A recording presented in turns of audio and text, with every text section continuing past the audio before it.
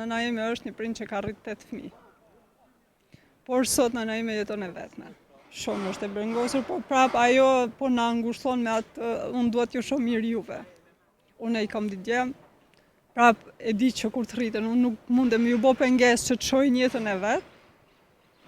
Por kisha pas qef t'i kem deri në fund të jetës pranë. Ana Mazgja. Shkruaj pak me që fjallën nën. Fjala nën, parajs, ajër, gjithçka. Mos të harrojmë edhe frymëzim. Frymëzim mbi të gjitha. Këtë vjetet e gëzon? Je martuar Po, ti? po, kam 2 fëmijë, e martuar. Faleminderit shumë. A do sa ta ka ndryshuar jetën tashmë që ti je banon? Sa ma ka ndryshuar jetën, pas jem banon, e kam kuptuar që jam rrit edhe më shumë se sa kam qenë e rritur. Jam rrit bashkë me fëmijët. Është një ndryshim, nuk ka fjalë që mund ta përshkruash ndjesinë e të qenit prind. Nuk mundesh me përshkruajt me asnjë lloj fjale, as me krahasu me diçka. Kush ma mirë si një nanë që e përshkruan si ju, që jeni vetë tashmë nanë? A do sa respektohet sot një nanë? Sa vlerësohet një nanë sot përgjithësi?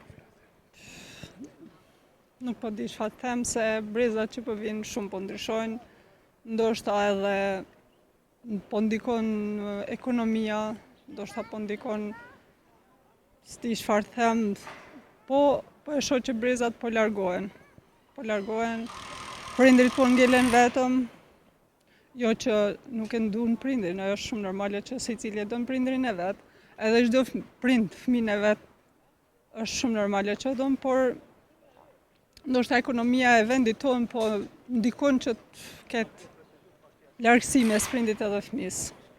Si e sheh këtë largësi në vendin tonë, a fillon që ka filluar më bë si prej model si jashtë që po bie? Po njëjtë se po emigrojnë jashtë, tani një pjesë edhe po marrin, po krijojnë familjen e vet. Në moment që ti do krijosh familjen tënde, vjen një largësi nga prindrit tej. Se për kushtimin ndaj familjes, po detyron që të largohesh edhe nga prindrit. A do të ka qenë sakrifica më e vështirë ju si nën, ose ju që keni marrë atë aktivitetin nën tash, që keni bërë një sakrificë të madhe, ose ju që keni bërë për nënën tonë? Për nënën time, nuk mundet me thonë që kam bërë një sakrificë shumë madhe se nëna ime është një prind që ka rrit 8 fëmijë.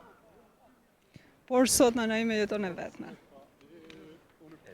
E vetme. Vëllezërit gjithë janë jashtë në emigrim. Ne vajzat jemi martu, nëna ime është në Shqipëri, ajo jeton e vetme. E vetme për një periudhë, jo gjatë gjithë kohës, po për një periudhë, shkak që vllai emigron, punon jashtë, tani po kthehet. Po prap ajo një kohë shumë të konsiderueshme është e vetme.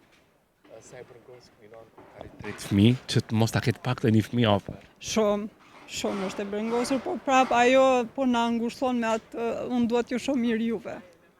Me atë faktin që ajo ka qef na shoh mirë ne. Ne e kuptojmë gjithë që ajo mërzitet se është shumë e vështirë të jetosh vetëm, por prap ajo ngushtohet me atë faktin që ju duhet punoni e unë t'ju shoh mirë juve. Ma mirë se nana ka dëshirë ta shoh një fëmijë. Fëmin, nana. Ajo gjithë ka qef ta shohë sa më mirë fëmin e vet, s'ka.